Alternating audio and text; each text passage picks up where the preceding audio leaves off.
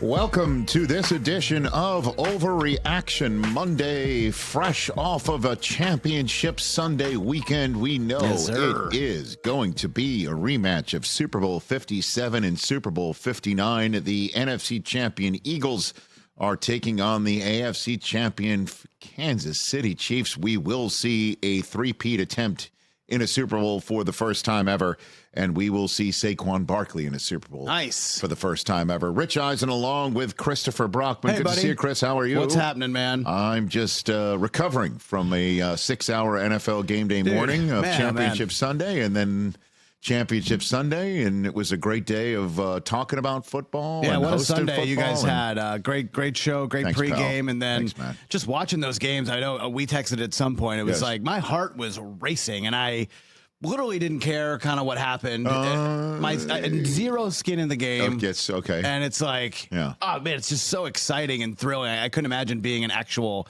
fan of one of those teams and having, your emotions on the line like that. I do feel for Bills fans again. And I'm sure we'll talk about it either in the rest of this Championship Sunday edition of Overreaction Monday or the flagship show on Monday, where we're recording this before we talked to Chris Long, who was in Philadelphia for the NFC Championship game. I heard that. And the brilliant Bill Burr will be in studio for the Rich Eisen Show. But let's just hit it for Overreaction Monday on it. That was terrible. That was crap. That was garbage. This place sucks. Overreaction Monday. Championship Sunday edition. Go for it, Christopher. Man. The first item up for bids Let's get right to it, Rich. And, I was looking back through some of the overreaction lists that we put together over the last couple of years, second year doing this podcast, and I had something very similar to this after last year's playoffs, and I got to say it again.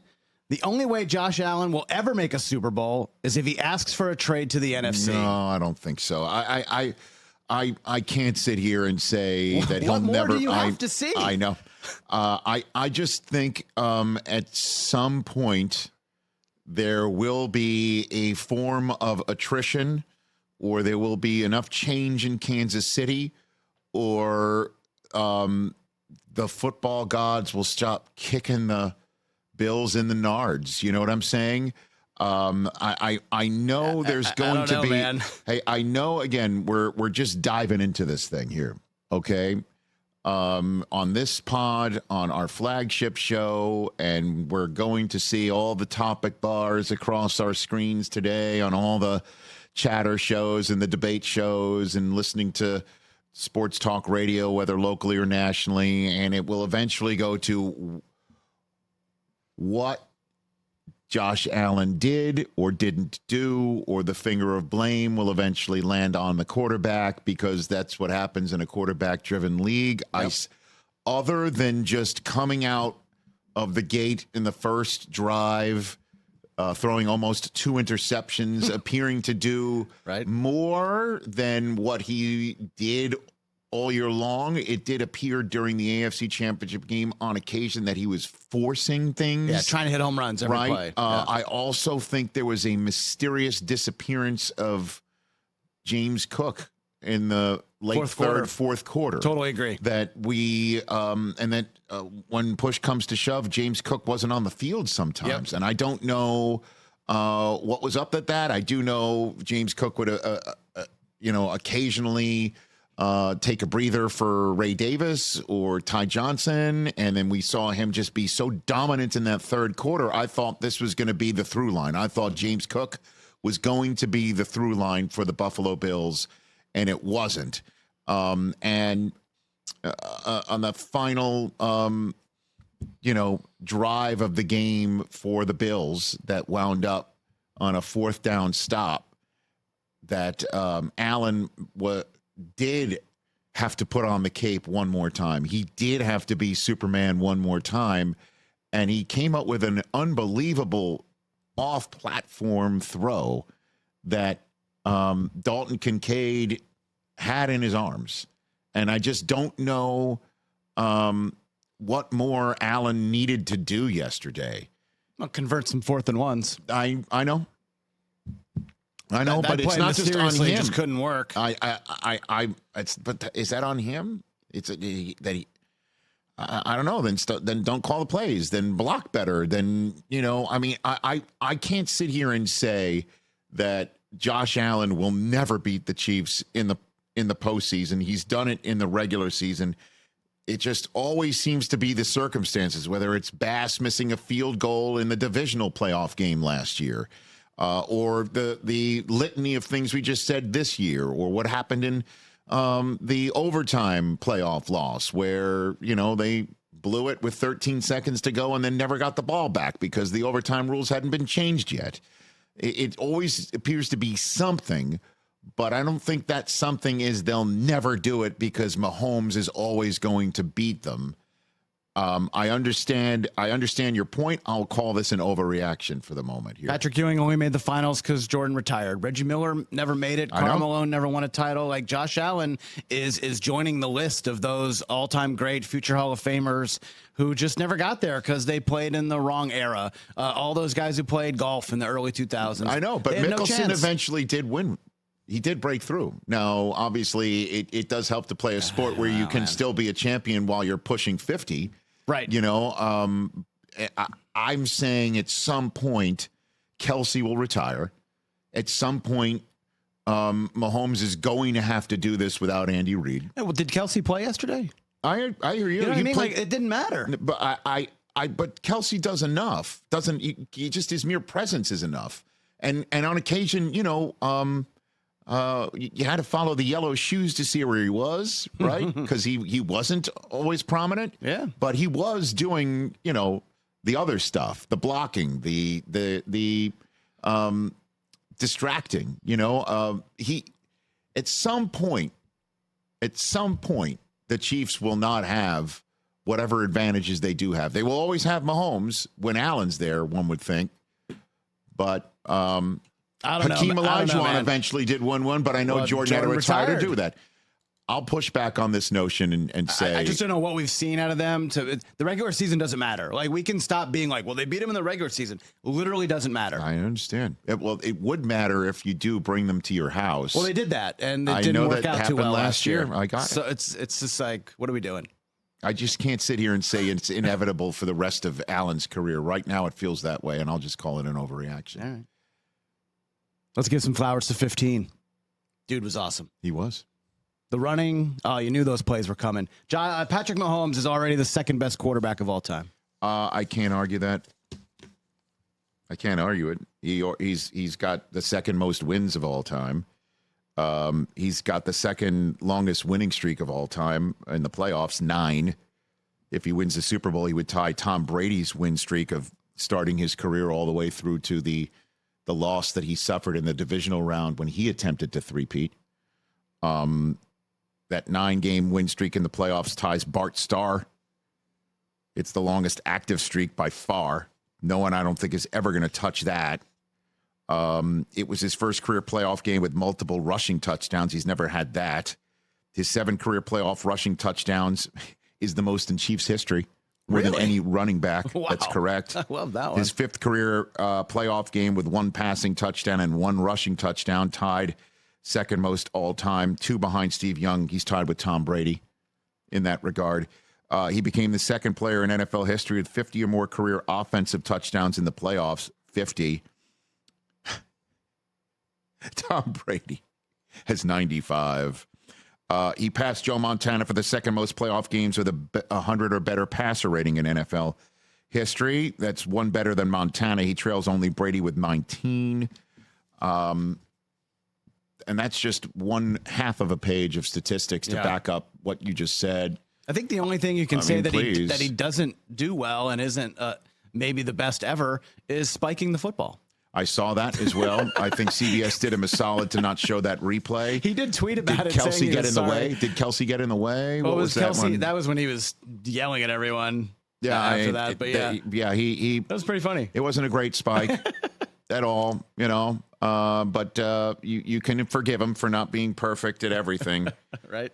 He always makes the right play. Doesn't seem to make the mistake. Doesn't seem to be the one that. He did have the one turnover, and that was kind of it. That was the only blemish on Sunday. Where he withdrew the ball from, I don't know who's that on. I got to talk to somebody like Marshall I guess he took the ball away, and it's his right in a run pass option to say I choose to pass. Right. And then the ball goes down on the turf. He always seems to make your mistakes pay, and so pay for your mistakes. So I can't argue this. How can you argue this? And you could say, if you do put the metric of before turning 29 or before turning 30, he's the best. He's ever, the best, right? Yeah. Yeah, he's the best He's the best 20s something quarterback we've ever seen. And he's surpassed Brady in that regard. I mean, there's enough. Oh yeah, there's enough statistics to back that for up sure as well. Because he came in and we were already in the passing era. Brady was a game manager the first go around. Well, I'll never forget John Madden in that first Super Bowl against the Rams saying them just play for overtime. Yeah, don't do this with your first. I mean, Brady had like 100 and something yards in that game. Yeah, so you could say again, under the age of 30. Best quarterback ever. Yeah. Second best of all time right now. Yes, sir. Right now. Mm-hmm. Not an overreaction. Let's talk about the other game. Let's talk about Eagles here. Saquon Barkley, guys. I've been telling you all year, MVP. Saquon Barkley is a Super Bowl win away from the best running back season in NFL history. Not an overreaction at all, sir. He's 2 yards shy of the most rush yards in a single postseason prior to reaching the Super Bowl. 442, 2 behind John Riggins' in 1982. Riggins won the Super Bowl that year. He surpassed Terrell Davis's 2 remarkable seasons that essentially put TD in the Hall of Fame. Correct. Winning the Super Bowls in 97 and 98, including an MVP in the one in San Diego in his hometown, when he ran for 424 yards before the Super Bowl. He surpassed that and the 366 in the following year by Terrell Davis. He is, here you go, right here. This will say it all for you, just to back this up as well. Please do. He is the first NFL player ever with 3 or more rushing touchdowns of 60 or more yards in their entire playoff career. And he's done it this postseason. The first time he ever made the playoffs. Here you go. You ready for this one? No, he made it. He made it a couple years ago. As a matter of fact, he got blown out in Philly. Right. That's right. Now he's blowing people out for Philly. That's right. This is the one that I think you will appreciate. Saquon Barkley is the first player all time because as I just mentioned, he's done all of these 60 or more yard touchdowns in this postseason. Right, in the last 3 weeks. And he's the first one to do it in their entire playoff career, and he's done it in the last 3 weeks. Wow. He is the first player all time with 3 or more 60-yard or longer touchdowns of any type in a single postseason. So include receivers who have caught touchdowns for 60 or more yards in a single postseason. So include catchers of such distance, length touchdowns. This dude, man. It's the most anyone's ever done in a single postseason of any type of touchdown. So, yes, Chris, which is, again, I said it last week, the book is not closed on those in the Giants front office. It's not. It keeps being reopened, and it keeps being reopened like a festering wound. That he is the Commanders take the opening drive 18 plays, settle for a field goal, convert on not one but 2 fourth downs, including one on 4th and 5 from the Philly 43. The Commanders were coming out saying, we are risking giving a short field. The most obvious fake punt to ever. The Philadelphia Eagles. Well, the fake punt came on the other drive. I'm talking about just the opening drive alone, Chris. Opening drive alone. The Commanders do what they have to do, which is keep the ball away from Philly, convert 4th downs to make Philadelphia's defense feel like they can't stop them. Right. And also keep the Philadelphia defense on the field. Tired. Correct, right? And try and wear them down and keep Philly's offense off the field. And they put points on the board. Okay, they do have to settle for a field goal. And just when the Eagles fans will be like, well, that was long and that actually looked good and that was actually effective. And Jayden Daniels is the Jayden Daniels that we fear, who has no fear and can convert multiple 4th downs. has shown up here. And the Eagles get the ball, hand it to Saquon Barkley, and have the lead. He's gone. You want to talk about valuable? It was Gone. unbelievable. That run was crazy. 60 yards, another 60-yarder to the house. And it flipped the script. It reinvigorated the crowd that might have felt somewhat concerned about their day and totally removed the pressure. And then Hurts played a tremendous football game, like his best football game since the Super Bowl loss, regular or postseason. Jalen Hurts played. So, and he and Saquon Barkley are the first pair of teammates to have 3 rushing touchdowns in the same playoff game. So it all worked, and Barkley was the spark plug, and this is not an overreaction that he's a Super Bowl win away from the greatest running back season in NFL history. And if he does lose and has a good game again and rips off more, you could still make the case it's the best running back season in NFL history, even though he doesn't win like, say, Riggins did or Terrell Davis did in their terrific seasons. You could make cases, but that would open and shut it. I think so, too. If he also prevents the Chiefs from three-peating. Throw that on top. And avenges the Super Bowl 57 loss for the team that got to Super Bowl 57 through the Giants and ending the first postseason of his career. Yes, not an overreaction. Wow. Are we batting 1,000 so far? No, you were off on the first like one. The Bills. Debatable. Let's talk Commanders now. Obviously, a spectacular season going from second overall to nearly making the Super Bowl. Jayden Daniels is going to have the Commanders back in the Final Four next year. That's still an overreaction, but I understand why you would have that level of excitement. I understand how Commanders fans would feel that way. There's still a lot that has to go right, injuries and things that you and I can't account for right now, sitting here the Monday after Championship Sunday, after the greatest rookie quarterback season we've ever seen, that will say they're in the Final Four next year, that the Commanders will get there again. I mean, the Hall of Fame is littered with quarterbacks that got as far as Daniels and then never made it back, or made it one Super Bowl, never made it back, which is why, when you have the window of opportunity, you should open it and go through it if you can. But it's just another example of why we don't see rookies in the Super Bowl. And I'm not putting that loss on Daniels. Obviously, it's on everybody. It's on everybody that put the ball on the ground. Yeah, his teammates didn't do him any favors. It's on the 3 fumbles. Yeah, I mean, the turnovers were gutting. I mean, when at the worst time possible. Correct. They all came at a worst time possible. Yeah. When the Commanders had just fallen behind, Barkley rips one off. De'Ami Brown puts one on the ground. Yep. When they were trying to get points before the end of the half, knowing that the Eagles were going to get the ball to start the second half, they put the ball on the ground on the kickoff. Yep. Austin Eckler, when there was made it an 11-point game, and you never know here in the second half, he puts it on the ground. So trying to make a play too. He was down and then got back up. And that's why you never know. Yeah. I mean, what the Lions were like, absolutely the Lions after the Lions season last year, and they get to halftime of the NFC Championship game with a double-digit lead. You're thinking, they'll be back in the Final Four next year. Certainly, we were thinking that when they won 15 regular season games and they didn't make it. Yep.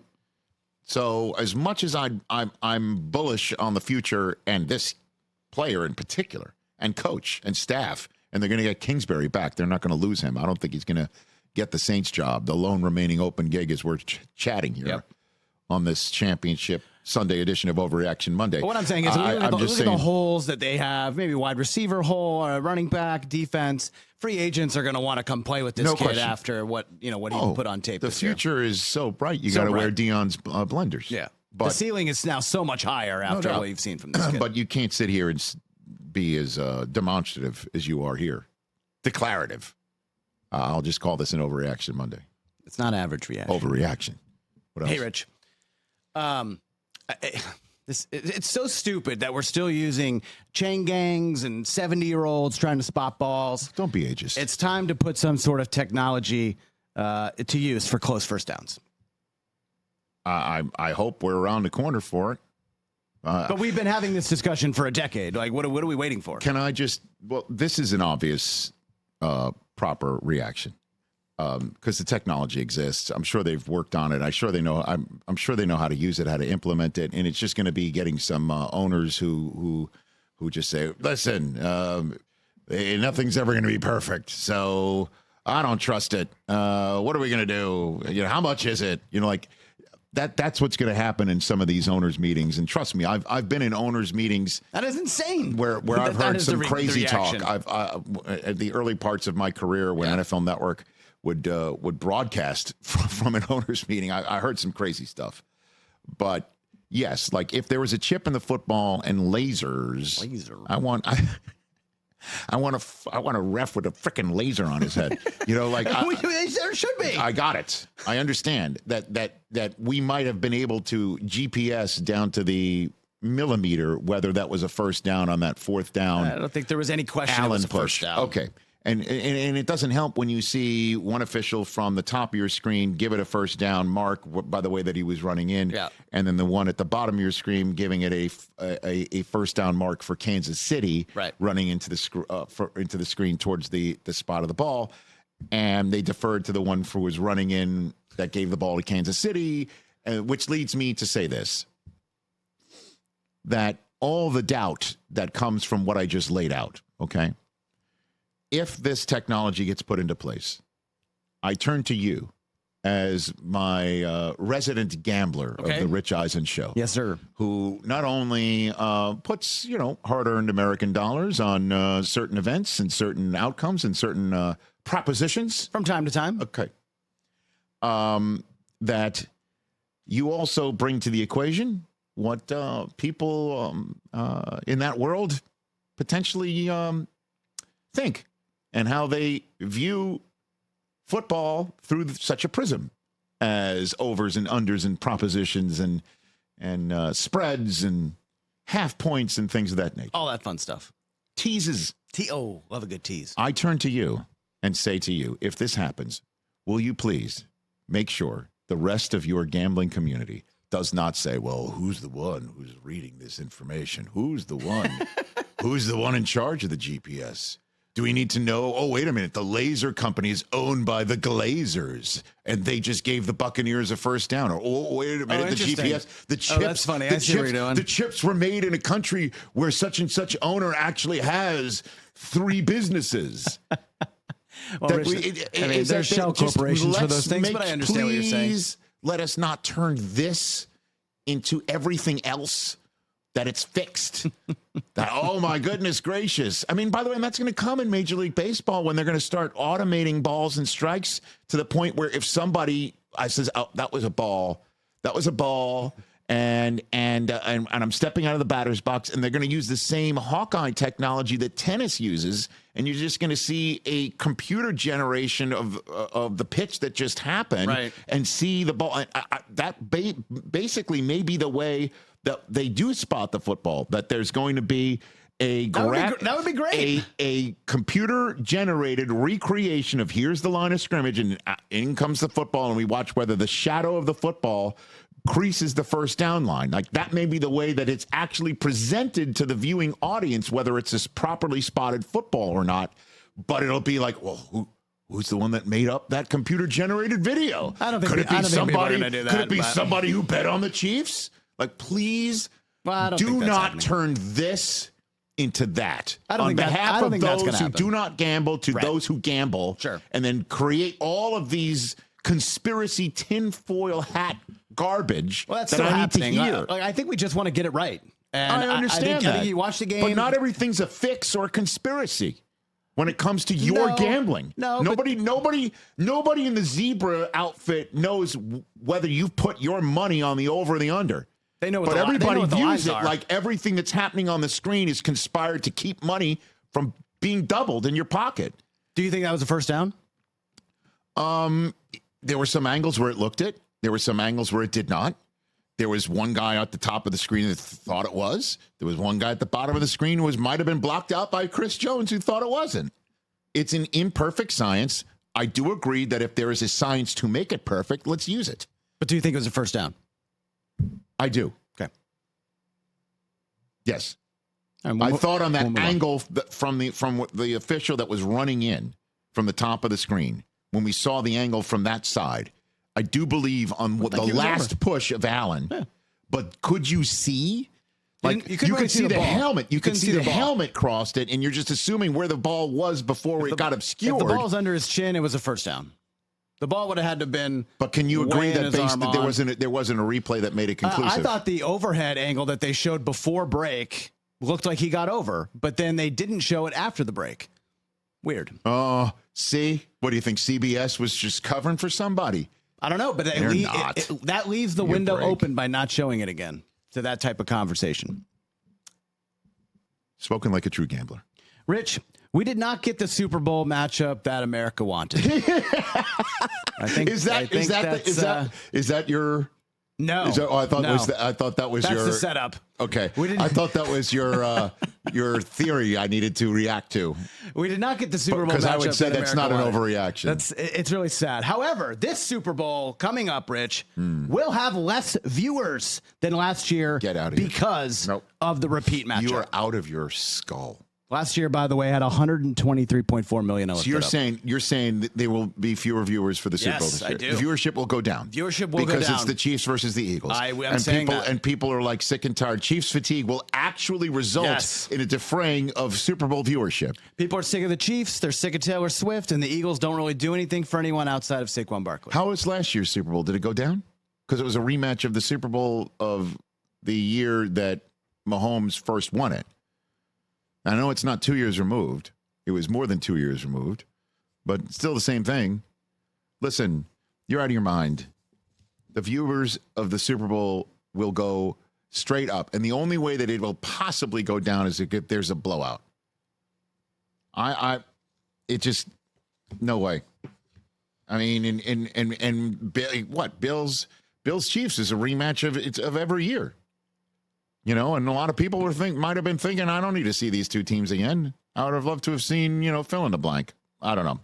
I understand that there's Chiefs fatigue, immense Chiefs fatigue. I think people are losing their minds over every flag that goes in favor of the Chiefs and against any of their opponents.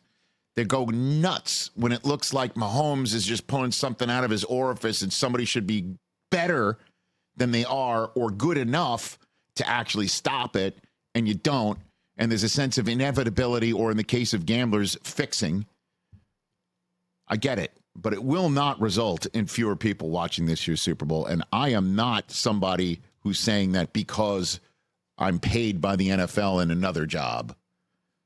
I'm telling you straight up, there are Eagles fans friggin' everywhere, as you know, and there are Chiefs fans and people who love Patrick Mahomes and people who love Travis Kelce and people who love Travis Kelce for something other than football, perfectly timed to put a picture of him with Taylor Swift after the game. There are way more people interested in this Super Bowl than you think. Look at that scene in Philadelphia last night. It was crazy. Broad Street was unbelievable. Look at this scene in Philadelphia last night. So they pre-greased the polls. Did you see that? That's what they did the last time. Hey, listen, they know the citizenry. I hope the government understands who their constituents are, sir. Horses needed their heads on a swivel last night. I got it. All right, last one before we get to the look back from week 11, which I love doing, and there are a couple good ones there. Rich, did you happen to notice that Friday news dump from Frisco, Texas? Dude. Was it 9:30 p.m. Friday night? Hey, dude. Hey, everybody. Hey, everybody. This is basically what the Cowboys said Friday night. You have a new coach. Hey, guys, don't tell anyone.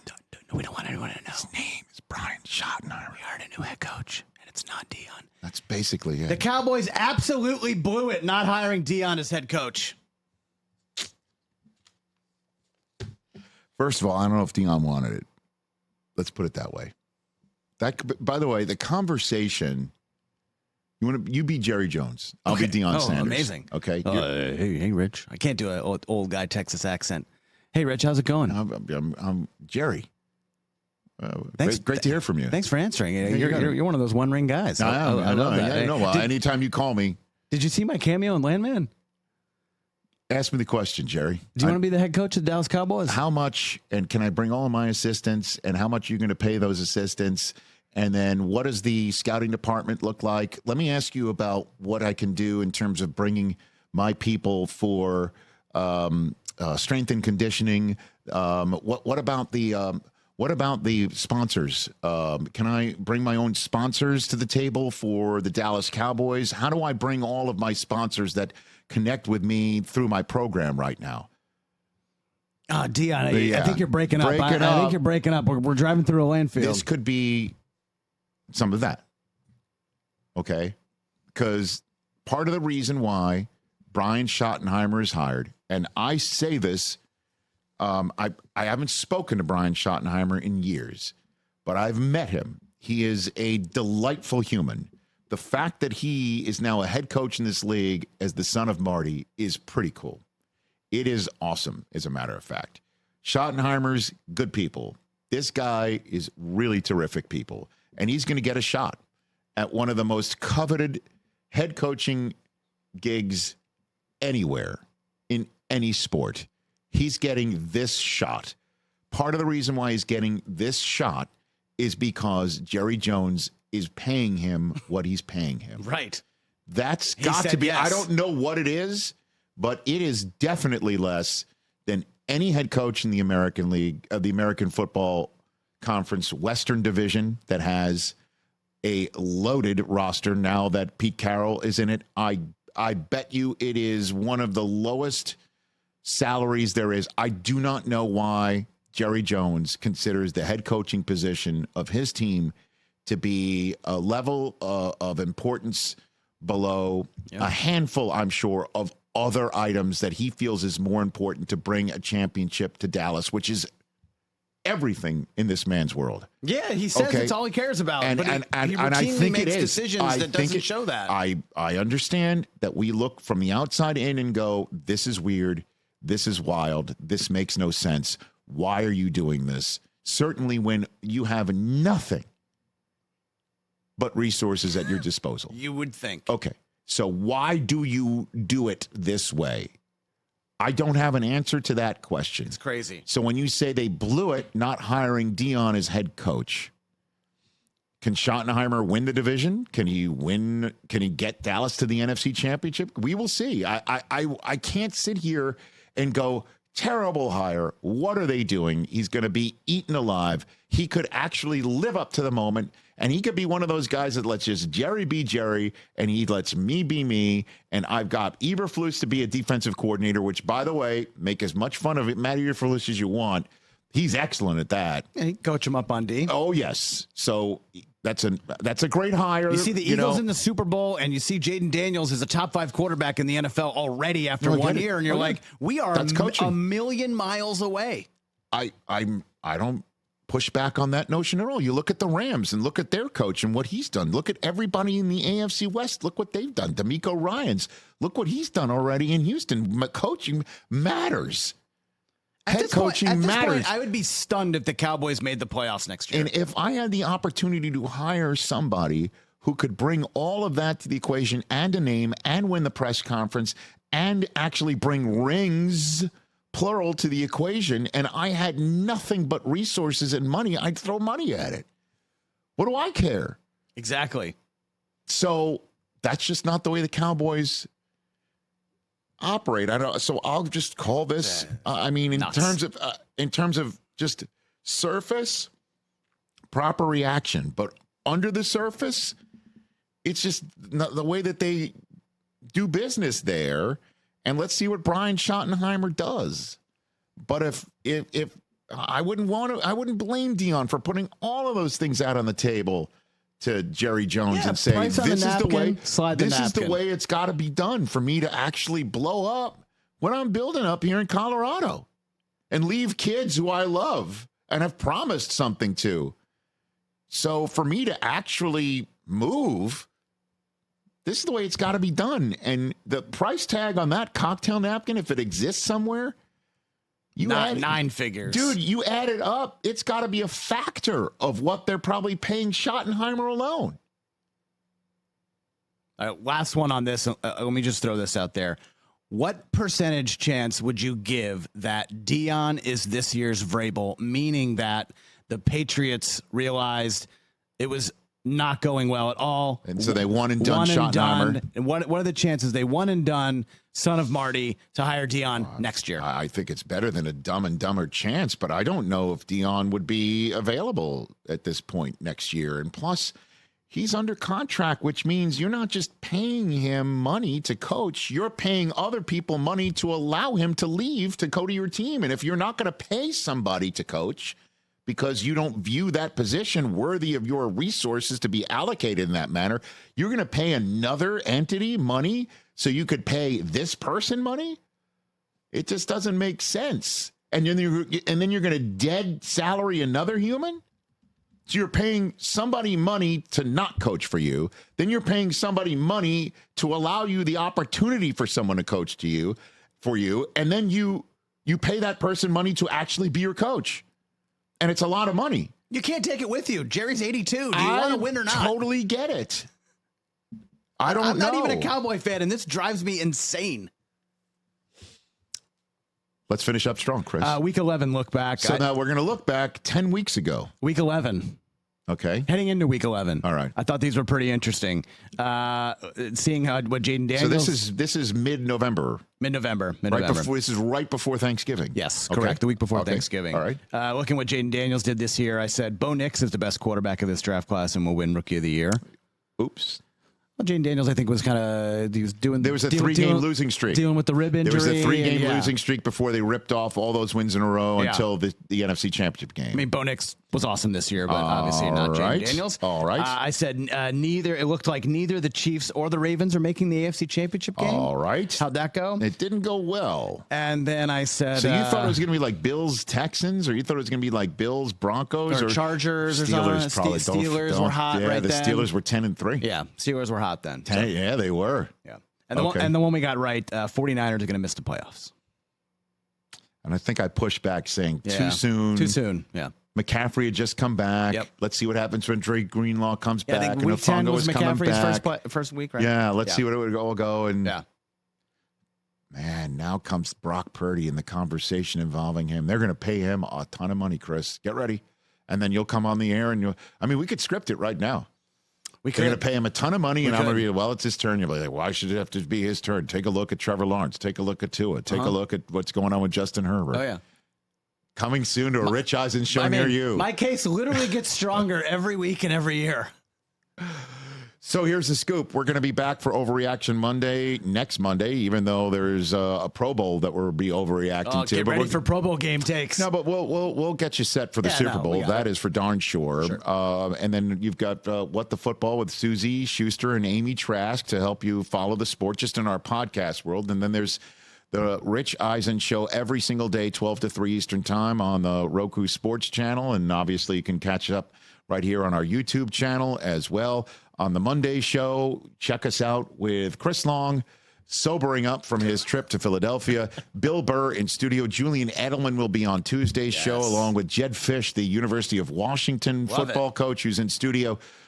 He's worked for Harbaugh and Pete Carroll and Bill Belichick, and he knows a lot. He can coach, man. That's coming up all week long. For Chris, I'm Rich. That's Overreaction Monday.